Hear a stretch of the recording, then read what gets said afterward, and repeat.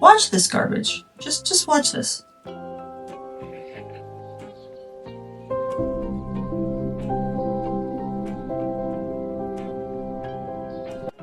I love you so much. I love.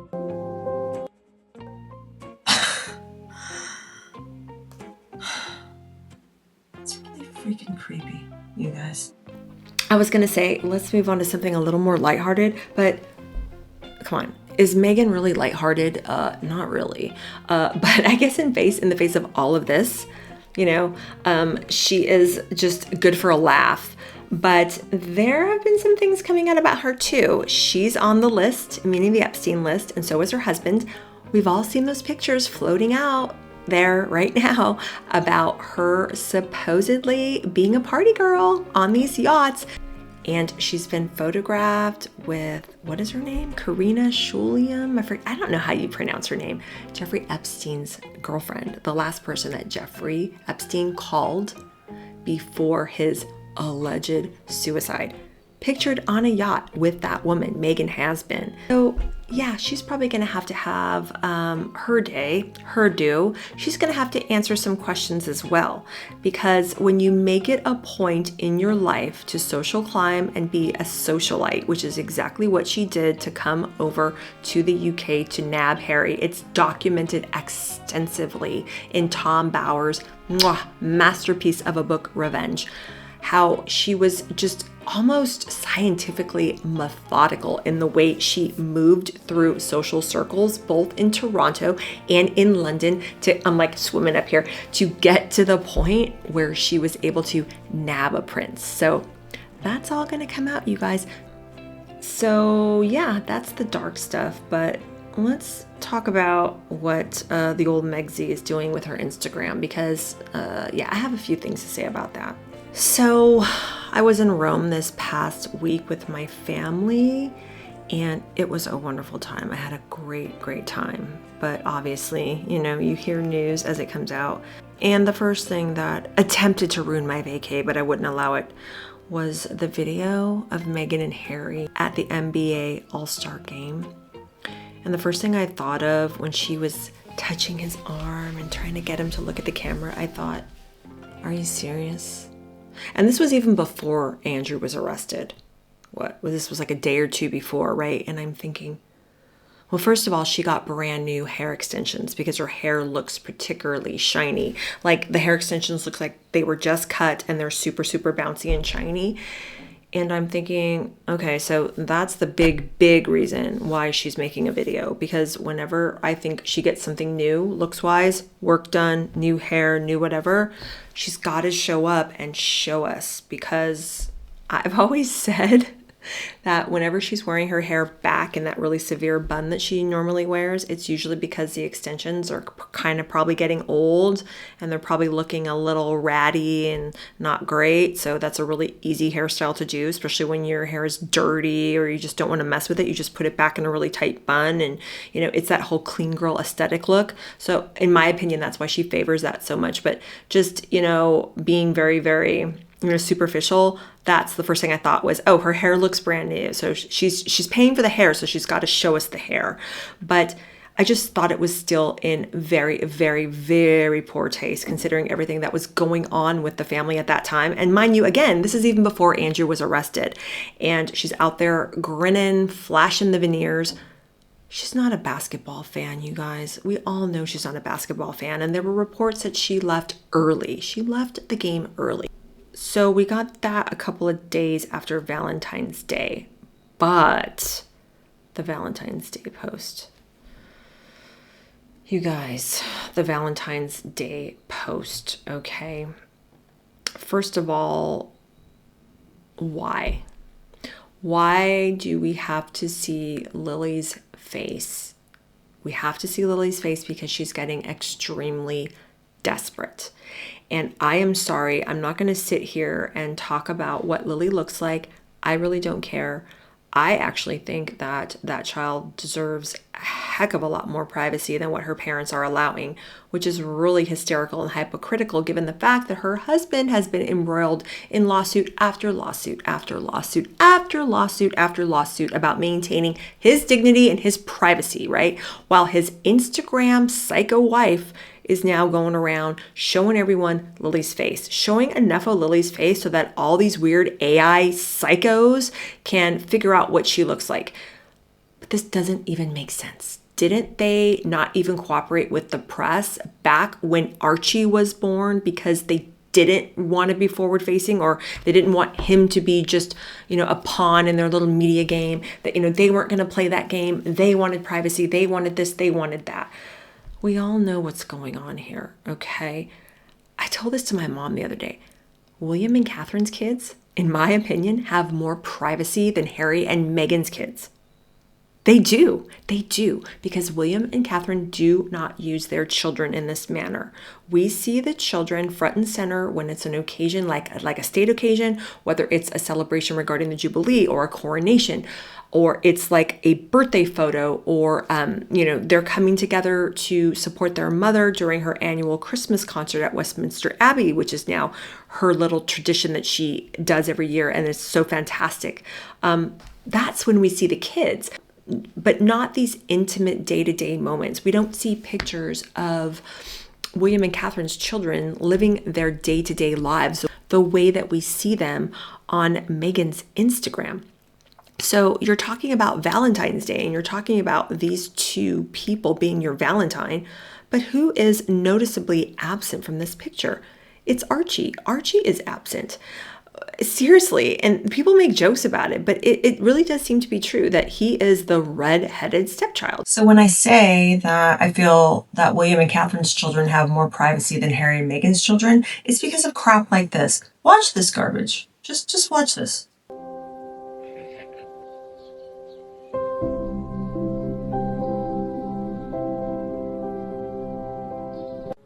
I love you so much. I love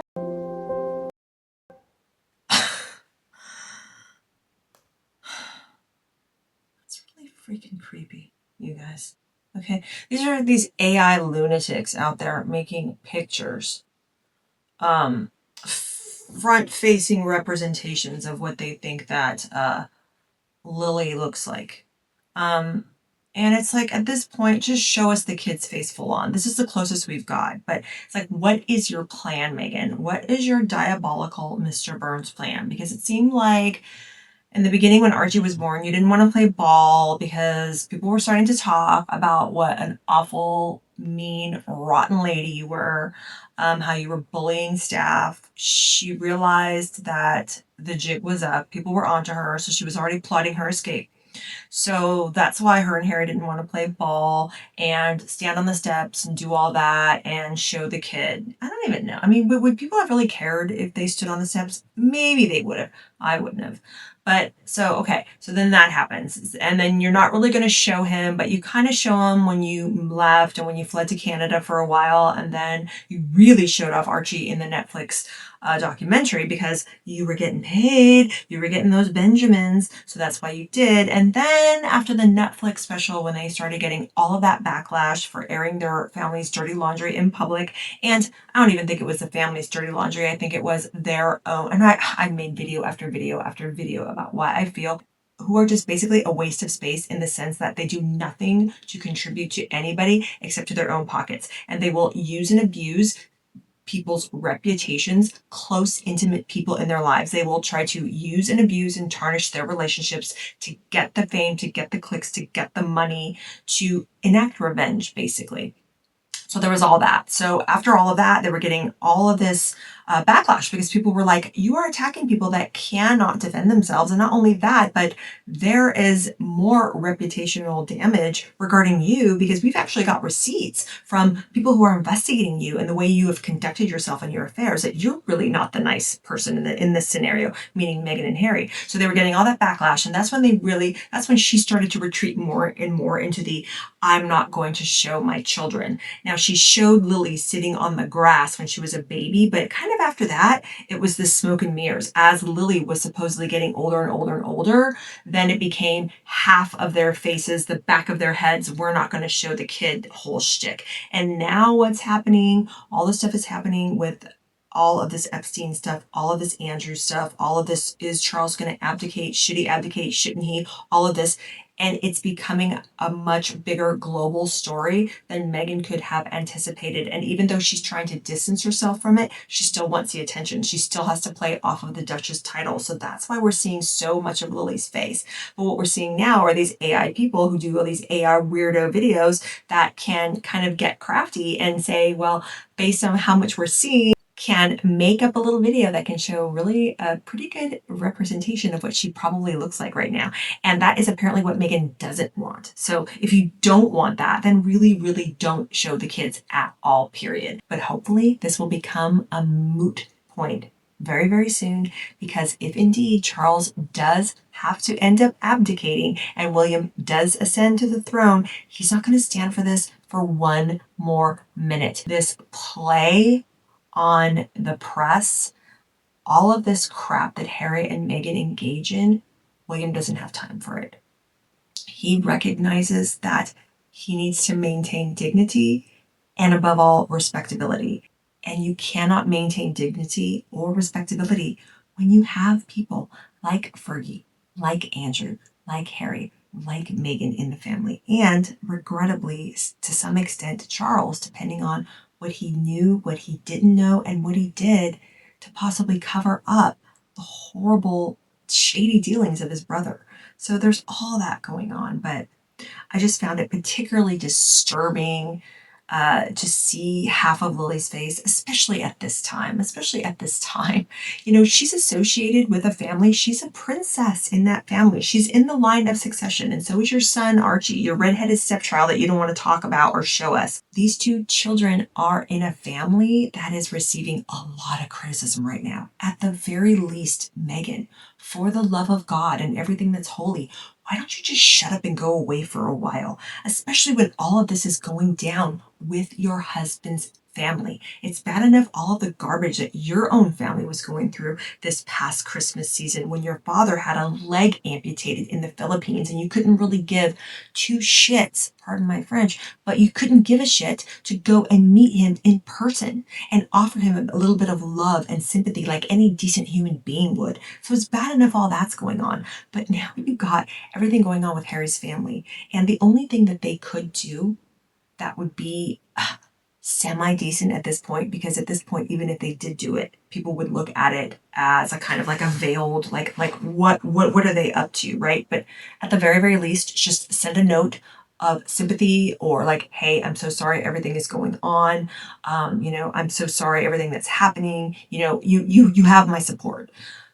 Harry doesn't do that. All he does is continue to engage in all of this BS, releasing stories through People magazine about how he wants to distance himself from his, Uncle Andrew. Him and Meghan want to distance themselves from all of this, yet also at the same time calling our attention to the fact that, I'm not as bad as my uncle, but I had my security taken away. Can you believe that? Can you believe that? He's still bringing it all back to him. That's why I don't like or trust any of these people. I pray for them because they need prayer really, really stinking bad, but I don't feel sorry for them and they should be removed. They do not deserve the titles. They don't deserve the privilege. And above all, these people do not deserve our respect. So I wish all the best for William and Catherine during this troubling time. They are just trying to play the hand that they're dealt. They're out there trying to work on behalf of the monarchy for good, trying to do the best that they can, trying to raise their families. To see Catherine and William at the BAFTA Awards a couple of nights ago, I know really, really just...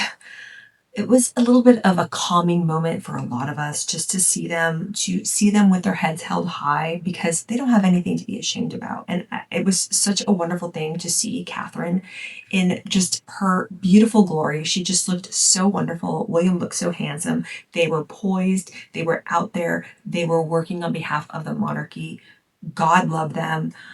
praying for them. But yeah, I know this was a long one today. I was kind of all over the place, but it's just been a lot. It has been a lot. And just really quickly, again, thank you guys so much for all of the well wishes regarding my health. Long story short, I have just been experiencing a lot of tightness in my chest for a really long time. I would say pretty much the entire time I've been in Germany. It intensified when we moved places. And yes, I have investigated for mold and all those different things. It is not that. It might be tied to different things. I do know that a lot of people develop a lot of allergies when they do move to Germany. There's just a lot of different things, but I did get a chest x-ray and I did have some blood work done and everything looks good. So I do have another doctor's appointment coming up at the end of this week. I'll continue to talk about my symptoms with them, make sure everything's okay, trying to take it as easy as I can. It was a little hard to take it easy in Rome last week just because we were so busy. There was so much to do and so much to see. My husband planned a wonderful trip for us. I am so grateful. I've been wanting to go to St. Peter's Basilica at the Vatican for close to 10 years now, like really, really wanting to go bad. So that was one of the Christmas presents that my husband gave me and my kids and my mom. So we were able to do that. But yeah, so there's just a lot going on, but I am doing better. I am doing okay. I'm trying to rest as much as I can. And I'm also trying to figure out a YouTube uploading schedule that fits me at this time in my life, because not to complain, but just to tell you guys what goes on in the life of a small YouTuber. Now, again, I say small YouTuber. I am a small YouTuber, okay? But there's just a lot. There's a lot that goes into planning what you want to say, making your notes, preparing, filming, and editing. I don't have any kind of help. And I call myself a part-time YouTuber, but when I'm uploading 3 videos a week, I'm spending anywhere from 40 to 50 hours a week on YouTube, calling myself a part-time YouTuber. I can't really imagine what people who have audiences that are over 100K do. I'm sure, although I can't speak with certainty, I'm sure a lot of them that have producers, that have help, that have editing help, it is possibly somewhat of an easier process. But then I know that there's a lot of them out there that are just, with a camera and a laptop, just like me. And they are literally working probably close to 15 hours a day just on their channel. And for me, with all of the things my family had to go through when we left Texas and moved to Germany this past year, there's things that I have to do to keep up with my health, to keep up with my mom's health. My mom lives with us. She's 86. She's still healthy, but there's still things that we have to do there, the things in the managing and running of my home. And so I think that all of that pressure too, that, I mean, not that anybody's putting pressure on me other than myself. I know I am, but I know the type of personality I am, and I am type A in the fact that, like, I want my videos just so. I want the editing just so. I want the music just so. I want everything just so. But I think it's that just so attitude that I have that has really had somewhat of a detrimental effect on my health, and the fact that I've just found myself becoming more and more tired and more run down. So yeah, I just wanted to share that with you guys, let you know what's going on behind the scenes. But this past week really was a nice respite from the uploading schedule, being able to just be in Rome, have a wonderful time, and just kind of not worry about YouTube for a week was a really, really nice change of pace. So I'm back from Rome thinking about, I have to really get serious about developing an upload plan that works for me. So that's what I'm going to do. But and start prioritizing my health. I'm already starting to get a little bit out of breath and winded just from talking so much. I mean, I have a big mouth. I talk a lot. I know you guys understand. Things might change, but as of right now, I'm thinking the most I could do is 1, possibly 2 videos a week. So yeah, that's all I have for you guys right now. I've talked your ear off long enough. Thank you for spending this time with me. Like the video and subscribe if you haven't. Help this mama out. Help me grow my channel. And I will talk to you very, very soon. Bye.